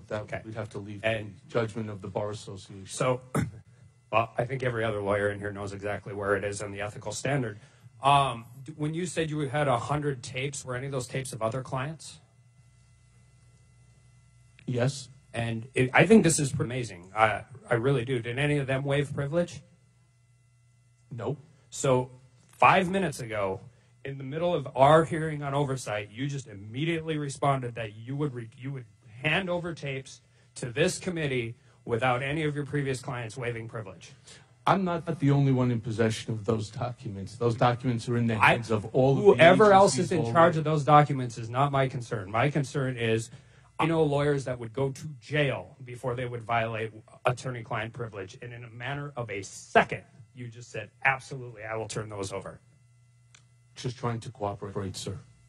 At the expense of clients who have never waived privilege. They're already in the hands, sir, of all of the agencies. I didn't ask people. What law enforcement determines to do is something, and what you determine to do is something. Client privilege and attorney trust accounts are about the two most sacred things that you can ever do in your entire career as a lawyer. And by the in way, sir, a matter of a second. And the tape with Mr. Trump, completely that it's out there is because Rudy Giuliani waived the privilege. I'm not talking about Rudy Giuliani. I'm talking about you. And I don't know who's on those tapes. Only you know who is on those tapes. There's 100 of them. The other one is also subject to an ongoing. My point is, if in a matter of a second, 1 second, you took absolutely no calculation of your role as those clients' counselor, the role that plays in privacy, and the role that plays in the solemn vow you took when you passed the bar, when you signed onto the bar, until recently were a member of the bar, and you just immediately said, if it helps me out in the today in front of TV, yes, absolutely, Mr. Chairman, you can have that. And I think, and that just goes into what we're going to talk about next briefly. We talk about these indictments on tax fraud and bank fraud as if they are isolated incidents. But they're not isolated incidents of bad judgment. These were intricate, elaborate lies that needed to be held with constant deceptions of banks, businesses, associates, accountants, potentially your family. You received over $2.4 million in personal loans from Taxi Medallion Company 1. And those were loan payments for a business loan, correct? No, sir. You weren't receiving those. Okay, go ahead. Those were payments that were made by the management company that was operating the medallions. To you. To me. So, and those were deposited into your personal account, or in some instances, your wife's account. It was deposited into the joint checking account of my wife and I that's located at the base of the building that we reside in. And were those disclosed on your tax returns? They are not. They were not disclosed on my tax return. And in fact, when your accountant talked to you about those deposits, you told him you wouldn't pay for a memo that you didn't ask to be done? That's inaccurate. So the that's sentencing court in New York has it wrong? Okay. I don't know what Mr. Getzel wrote, my accountant. There are a series of issues regarding his memo anyway, including the fact he's almost directed me in an earlier memo to commit fraud. But putting all that aside with Jeff Getzel, the answer to that is I pled guilty, all right? And I made my mistake, and I'm going, as I've said 100 times now, right? I'm not so sure why the singular attack on my taxes. If you want to look at them, I'm more than happy to show them to you. If the chairman will give me 20 minutes, I got plenty of other things to talk about. Every single word that's written all right, I'm going to reclaim my time. Is not 100% accurate. Well, I'm done. And that's exactly why when it comes to the credibility, why I asked Mr. Davis, Mr. Monaco, to please, let's figure out how. But that's my point with the credibility. So that you understand. These aren't isolated. These are not isolated incidents of attack. These were constant deceptions. Whether it's rolling over a $20 million line of credit to a $14 million credit, you went through great lengths to conceal that from one bank, while at the same time you are reducing your net income to another bank. These aren't things that happened on January 1 of 18, January 1 of 17, January 1 of 15. These are things that were constantly involved on a. My question is, was it exhausting keeping track of all the lies that you were telling all these people? The gentleman's time has expired. You may. I don't have an answer for him. Very well, Thank you for Mr. continuing the narrative. Thank you, Mr. Chairman. Mr. Cohen, good luck on your road to redemption. Thank you. It's going to be a long way. The opposite of that is perdition, as I remember, and that's particularly hard on your children. So I wish you well, and I wish your family well. Mr. Cohen, as you sort of describe your road to here, Mr. Cooper asked you when the moment was, or moments when you decided you needed to change. It strikes me there is a transition that you have illuminated here. Your period of time, the 10 years working for somebody who you admired as a developer, and then when Charlottesville happened, and quite frankly, when the special counsel called you in, obviously was a key part of it, or you wouldn't be here. But the in-between part I find really interesting and troubling, at least in terms of appearances and confidence that the American people would have in this institution and democracy, quite frankly. So during that period of time, I want to ask you about two specific, if we have enough time. First, the Trump Tower. So you were negotiating for this. As you said, it was to be the tallest building in Europe. In your guilty plea with the special counsel, you quote, it quotes, Cohen asked individual one, is that President Trump? Yes. Okay. About the possibility of President Trump traveling to Russia in connection with the Moscow project, and asked a senior campaign official about potential business travel to Russia. When did this conversation happen? Do you recall?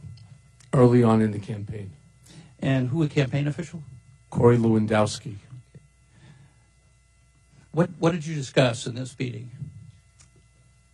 Possibility of which dates that Mr. Trump would have availability if, in fact, that we were going to go over to Russia to take a look at the project. I'm sorry, sir? So go ahead. Unfortunately, it never came to fruition because we were never successful in getting the first prong of what I needed, which was ownership or control over a piece of property. And until such time, there was no reason to come up with a date. But when I first received the information request to go to Russia, what I decided to do is I spoke to Mr. Trump about it. He told me to speak to Corey and see what dates might be available if I got the information I needed. So it stopped because of appearances, or did it stop because the parties decided not to pursue it? I'm so sorry, I don't understand your question. So why did the pursuit of the Trump Tower that Mr. Trump has now said, of course he pursued it because he thought he might be going back into the development business. Why was the reason that the deal stopped? Because he won the presidency. Okay. So in that interim period of time, you must admit it looks troubling that now that we know what foreign influence was attempting to do, whether there was collusion or not. It certainly appears troubling that Mr. Trump was part of this negotiation, and at the same time, what we know, perhaps separately, that the Russians were engaged in our election. Well, I don't know about them being engaged in the election. I can only talk for myself. Here I would say to Mr. Trump, in response to his question, what's going on with Russia, is I'm still waiting for documents. And then that night at a rally, he would turn around and do his battle cry of no Russia, no collusion, no involvement, witch hunt. Okay, on a separate subject, but somewhat related. On January 17 of this year, the Wall Street Journal published a story stating that you hired John Gager, the owner of a consulting company who works for Liberty University in Virginia, to rig at least 2 online polls related to Donald Trump. Did you hire him? Those were back in, I believe, 2015? 2014. 2014. So you did hire him? Yes, I spoke with Mr. Gauger about manipulating these online polls. And did he use bots to manipulate the poll? He used algorithms, and if that includes bots, then the answer is yes. Yes, that's accurate. Did the president have any involvement? Yes. In directing you to do this? Yes. What were the results of the poll? Exactly where we wanted them to be. In the CNBC poll, we came in at number 9, and the Drudge Report, he was top of the Drudge Report as well. Okay. Poll. And please understand also, the CNBC poll was called The Contenders, and it was top 250 people that they named, and it was supposed to be the top 10 most influential people. Let me just finish with, earlier today, you directed a comment to my colleagues, and I'm quoting, so correct me if I got this wrong. You said the more people who follow Mr. Trump, the more people will be where I am. Is it your expectation that people in the administration will end up where you are? Sadly, if they follow blindly like I have, I think the answer is yes. Thank you. By Mr. Tooby. Thank you, Mr. Chairman. When I ran for Congress, I talked about how Washington was broken. But I certainly did not expect the level of political gamemanship, partisanship, and sheer stagnation of policies that would improve the lives of Americans that I'm witnessing today. It is terribly disappointing to me that this committee and its chairman chose to spend our time in questioning an individual that has zero probative value and zero credibility, instead of spending our limited time focusing on improving the lives of Americans, creating jobs, or streamlining the functioning of our federal government. Yet here we are, taking testimony from a convicted liar, and not someone who has just lied to his clients or family or friends, but testimony from an individual who deliberately and premeditatedly lied to this body. He lied to Congress through false statements and written statements. He lied to Congress through his testimony. He then amplified his false statements by releasing and repeating his lies to the public, including the other potential witnesses. Yet now, we on this committee and the American people are expected to believe Mr. Cohen's testimony. I don't know a juror in America that would believe anything Mr. Cohen says given his past actions and lies. Mr. Cohen, you stood before multiple congressional committees before today and raised your right hand and swore an oath to be honest. Is that correct? That is correct. And you lied to those congressional committees. Is that correct? Previously? Correct. Yes, sir. You stated that Trump never directed you to lie to Congress. Is that correct? That's correct. Therefore, you lied to Congress on your own accord and then admitted to lying to Congress. Correct?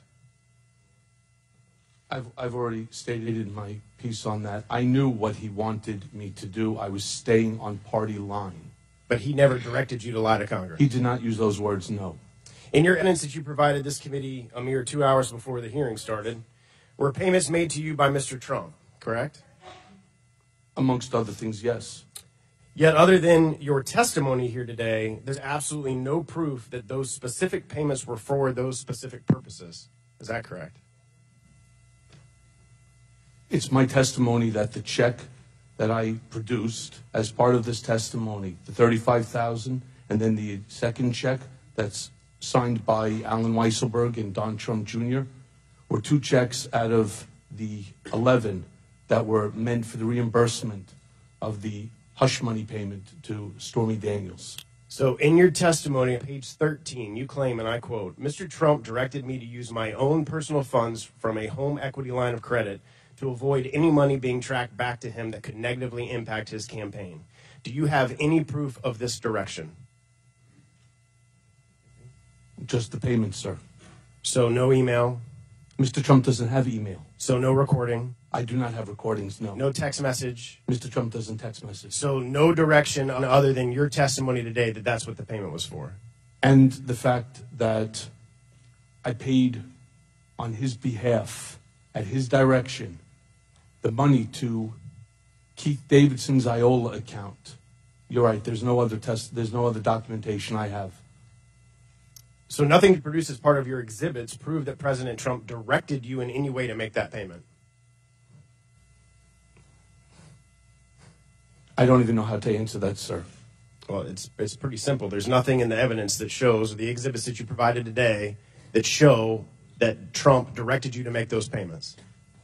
Other than the non-disclosure agreement that has been seized by government authorities and is widely shown, I don't believe there's anybody out there that believes that I just decided to pay $130,000 on his behalf. Well, you were his attorney for over 10 years. That doesn't mean that I pay $130,000. Well, it doesn't also mean that he wasn't paying you for representation of counsel. Okay. So how did President Trump even know you had a HELOC? I'm so sorry, sir? How did President Trump even know you had a HELOC?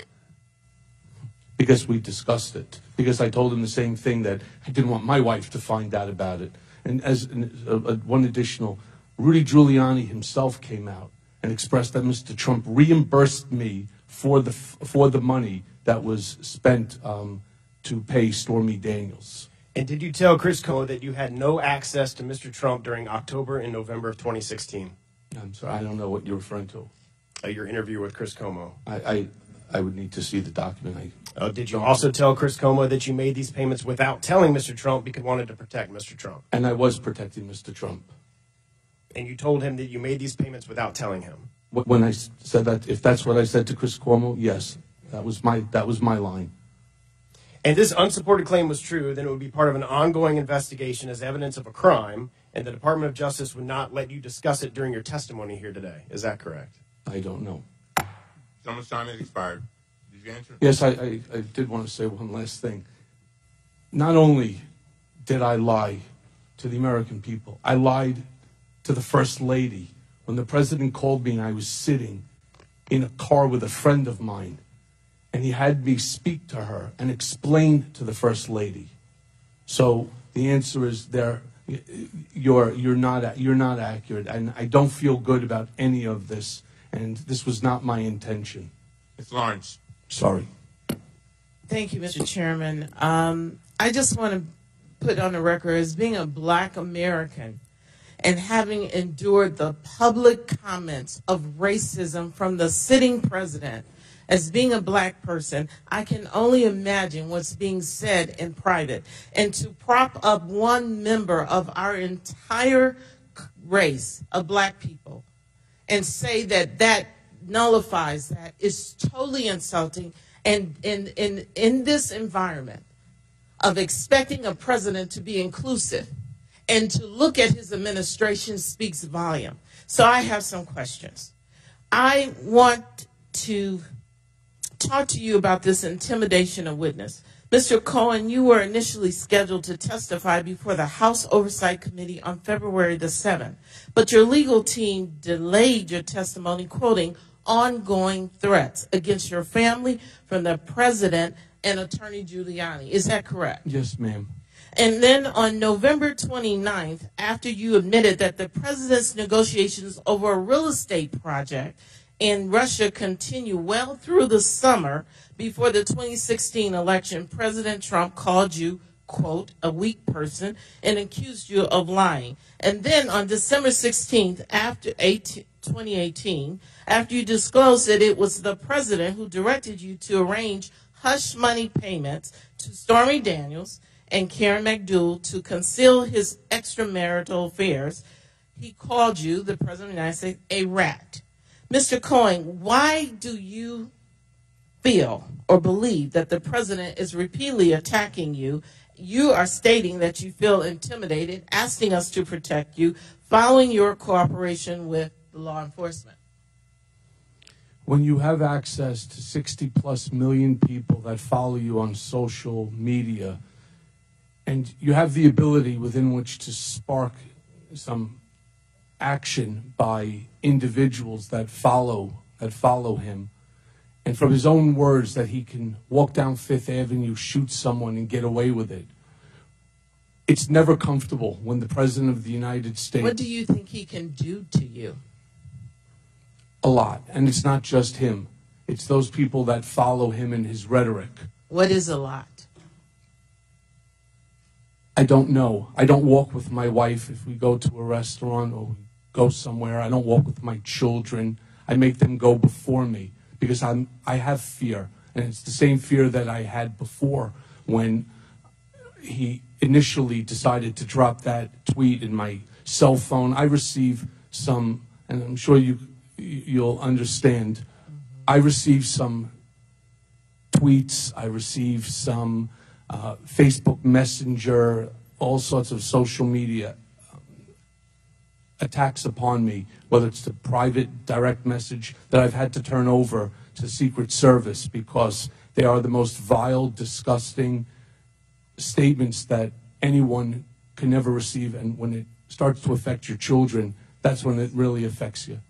On January 20th, 2019, Mr. Giuliani called your father-in-law, quote, a criminal, and said that he may have ties to organized crime. Mr. Cohen, do you believe that the president, Mr. Giuliani, publicly targeted your father-in-law as an effort to intimidate you? Can you elaborate? Why is your father-in-law being pulled into this? I don't know the answer to that. My father-in-law was in the clothing business, came to this country because they made in the 1972-73 the expulsion of Jews from the Ukraine. He came here to this country. He worked hard, and he's now enjoying his retirement. Never in my life did I think that Mr. Trump would do something so disgraceful. And he's attacking him because he knows I care about my family. And to hurt me, he's trying to hurt them. Interestingly enough, my father-in-law's biggest investments happen to be in a Trump property. So it just doesn't make any sense to me. I want to be clear, any efforts to prevent a witness from testifying in front of Congress is against the law.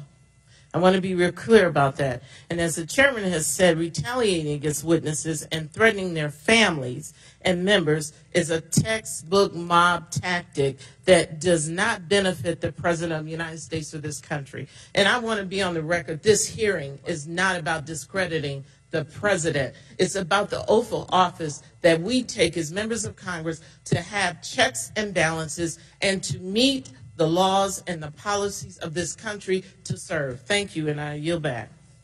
Mr. Roy. Mr. Cohen, I too want to offer my heartfelt thoughts for your family and what they're going through. I know it's tough, and for your time here today, I know it's tough for you to stand here in front of this committee. The chairman suggested you volunteered to come here. You testified that you were asked to come here. Is it correct you were asked to come here, yes or no? Yes. The combined total of the crimes for which you were sentenced would bring a maximum of 70 years, yes or no? Yes. Yet you are going to prison for 3 years, yes or no? Yes. The prosecutors of the Southern District of New York say to secure loans, Cohen falsely understated the amount of debt he was carrying and omitted information from his personal financial statements to induce a bank to lend on incomplete information. You told my colleague here today that you did not commit bank fraud. Not parsing different statutes, which I understand could be. I want for clarity. Are you or are you not guilty of making false statements to a financial institution, yes or no? Yes, I pled guilty. You said clearly to Mr. Cloud and Mr. Jordan that the Southern District of New York lawyers were being untruthful in characterizing your desire to work in the administration. Do you say again that the lawyers of the Southern District of New York are being untruthful in making that characterization, yes or no? I'm saying that's not accurate. Okay, so you're saying they're being untruthful. I'm not using the word untruthful. That's yours. I'm saying that that's not accurate. I did not want a role or a title in the administration. I'm sure the lawyers... I got the title that I wanted. I'm sure the lawyers at the NY appreciate that distinction. Question, you testified today you have never been to Prague and have never been to the Czech Republic. Do you stand behind that statement? Yes, I do. I offer into the record an article in known conservative news magazine Mother Jones by David Cohen, in which he says he reviewed his notes from a phone call with Mr. Cohen, that Mr. Cohen said, quote, I haven't been to Prague in 14 years. I was in Prague for one afternoon 14 years ago, end quote. Question, you, as my friend Mr. Armstrong rightly inquired, offered to the committee taped information involving clients with the bat of an eye. Do you stand behind that, yes or no? I'm sorry. I don't understand what you said so fast. You, as my friend Mr. Armstrong rightly inquired, offered to this committee taped information involving your clients with the bat of an eye. Do you stand behind that offer? If the chairman asks me, and I'll take it under advisement now, and it's not a problem in terms of attorney-client privilege, yes, I will turn it over. You and my friend Mr. Meadows pointed out misled this committee even today in a written submission that contradicted your testimony. You have suggested you are going to review that.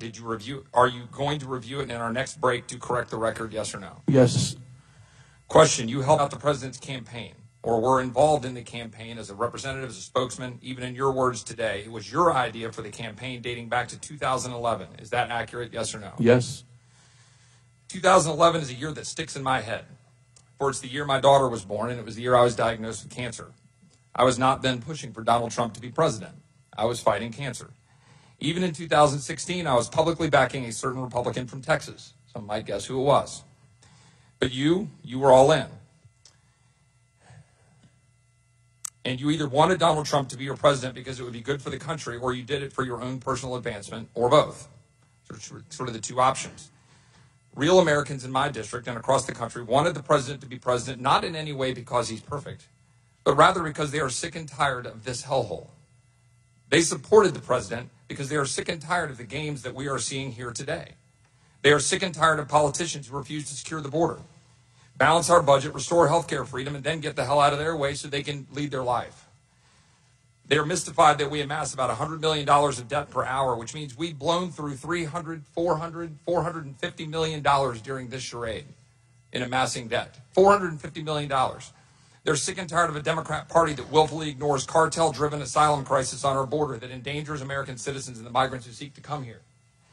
Just yesterday in Eagle Pass, Texas, Border Patrol agents arrested an MS-13 gang member. In McAllen, Texas, federal authorities are offering a reward for a man tied to Mexico's Gulf Cartel for his alleged roles in various murders, kidnappings, and home invasions in South Texas. A mass Honduran migrant rush at the Texas border forced brief closure of the Laredo port. This is this week. This is what we're ignoring. This is not what we're doing for the American people while we engage in this charade. This is not what the American people sent us here to do. This is an embarrassment for our country. I talked to my beautiful wife back in Dripping Springs, Texas, just before the hearing. I said, don't bother watching. She said, as I roughly expected, don't worry, I won't. I have more important things to do. And she, like the rest of the American people, have a hell of a lot more important things to do than to watch this. I said, amen, darling. I can't help but think that is what the majority of the American people are thinking while watching this unbelievable circus.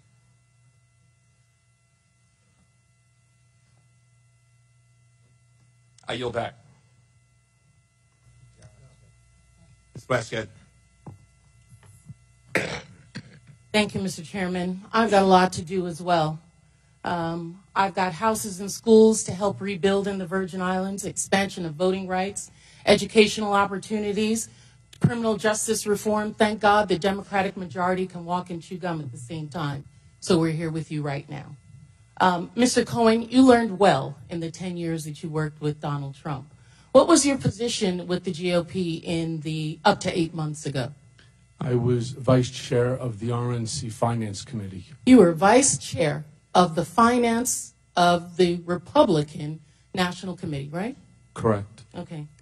I do want to say I was a Democrat until Steve Wynn found out I was a Democrat and made me switch parties. That would be Said a it smart wasn't thing right to for do. a Democrat to be the vice chair.